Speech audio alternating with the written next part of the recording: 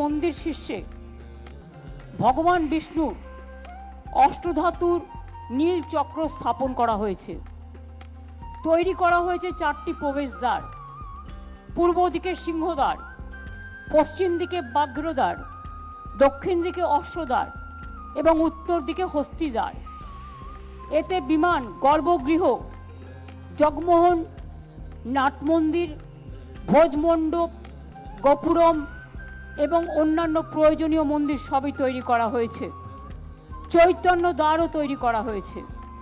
রত্নবেদীর ওপর ভগবান জগন্নাথ, ভগবান বলভদ্র এবং দেবী সুভদ্রার পাথরের তৈরি বিগ্রহ যেমন আছে, তেমনি নিম কাঠের তৈরি জগন্নাথ, বলরাম, সুভদ্রাও আছেন।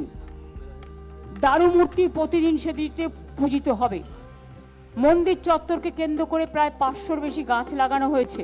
আগামী দিন আমরা চেষ্টা করব, আমি আইএনসিএ ডিপার্টমেন্টকে দায়িত্ব দিচ্ছি, এই মন্দিরের ছবি এবং একটু করে প্রসাদ হলেও সামান্য সববার বাড়ি বাড়ি পৌঁছে দেওয়া, সারা পশ্চিম বাংলায় এবং সারা ভারতবর্ষ যত বিখ্যাত মানুষ আছেন যারা ভালোবাসেন তাদের কাছে পৌঁছে দেওয়া।